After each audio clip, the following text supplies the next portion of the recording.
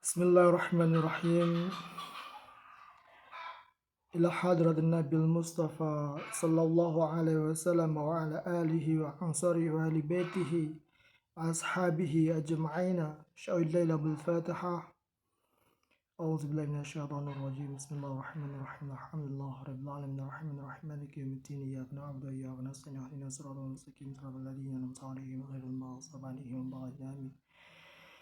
Wa ila imami Abi Hamid Al-Ghazali li kitabih Ulumuddin lahul Fatihah. A'udzu billahi minasy syaithanir rajim. Bismillahirrahmanirrahim. Alhamdulillahi rabbil alamin arrahmanir rahim maliki yaumiddin. Iyyaka na'budu wa iyyaka nasta'in. Ihdinas siratal mustaqim siratal ladzina an'amta 'alaihim ghairil maghdubi 'alaihim waladdallin. Wa ila syekhina al-kiram Kiai Haji Syamsul Hashim wa akhi Zahir Kiai Haji Saifuddin Subi Hashim lahum al-Fatihah. A'udzu billahi minasy syaithanir rajim. Bismillahirrahmanirrahim. Alhamdulillahi rabbil alamin arrahmanir rahim maliki yaumiddin. Iyyaka na'budu wa iyyaka nasta'in. Ihdinas siratal mustaqim siratal ladzina an'amta 'alaihim ghairil maghdubi 'alaihim waladdallin. Amin.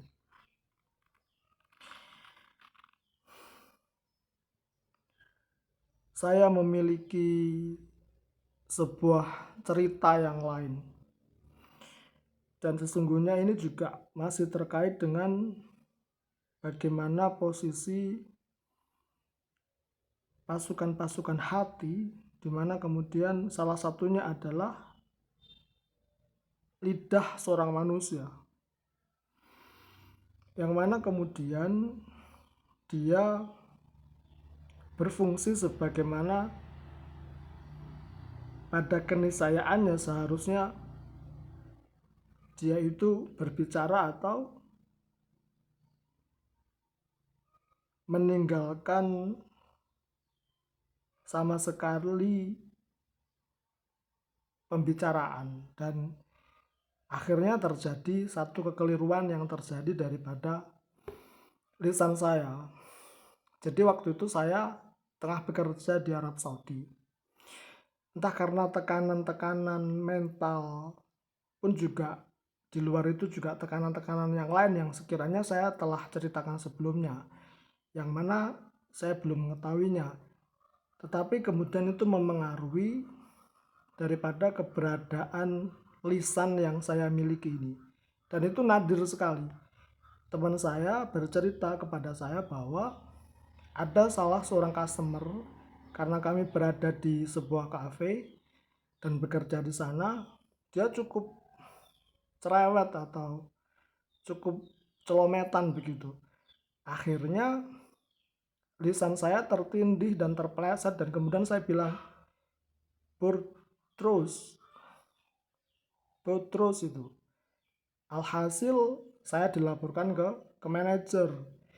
Alhasil saya dari manajer dilaporkan ke bos. Karena apa?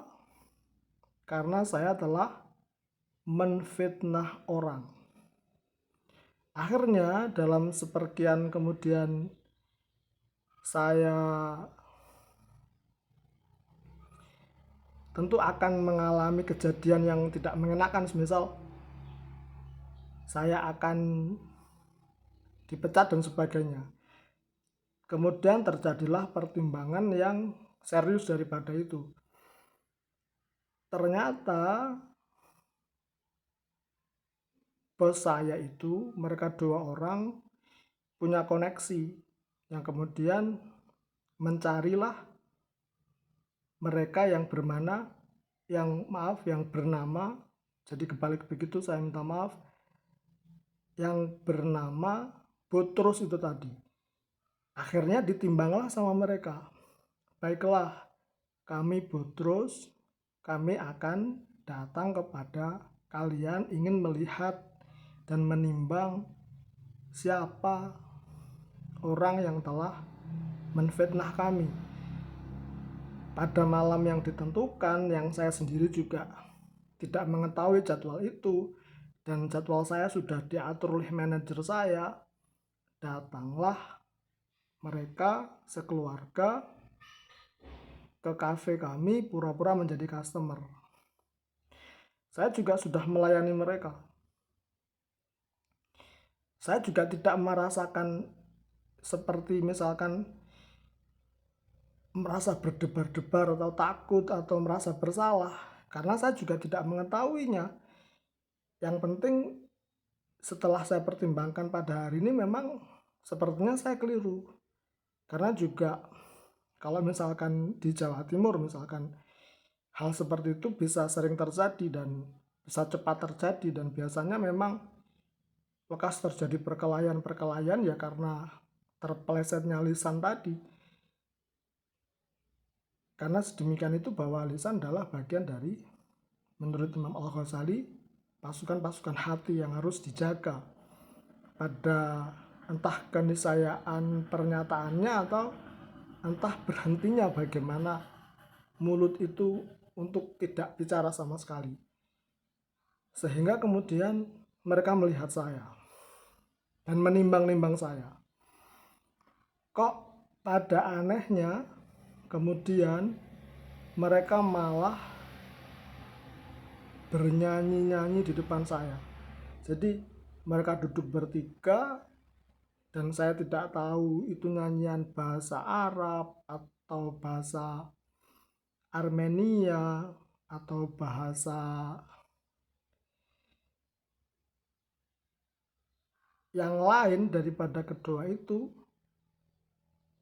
Hanya saya melihat dalam perasaan saya, kenapa mereka sebahagia itu malam itu sampai menyanyi-nyanyi begitu dengan bahasa entah Armenia, entah Arab, entah Suryani, saya tidak mengetahuinya karena terdengar tidak seperti Arab, juga tidak seperti bahasa Inggris. Sedang kecakapan bahasa saya juga Inggris ataupun Arab juga masih sedikit sekali. Dari pertimbangan itu saya tidak tahu apakah kemudian dirapatkan kembali ataukah tidak. Saya tidak dipanggil sama manajer, mungkin teman-teman saya tetap melaporkan saya ke mejanya, dan kemudian bisa jadi manajer melihat dari CCTV atau mendengar langsung daripada bos saya. Dan alhamdulillah sekali, dari karena kejadian mereka yang menyanyi-nyanyi itu, saya tidak dipecat dari kafe. Yang jika kemudian saya dipecat, maka ya cukup akan membingungkan lagi bahwa saya harus mencari bos baru, manajer baru, dan suasana baru.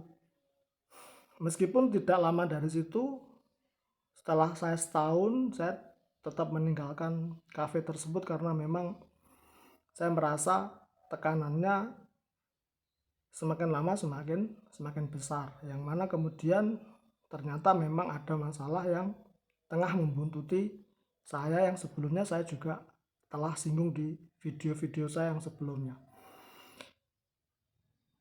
Sekilas ini kayak tidak mungkin terjadi gitu.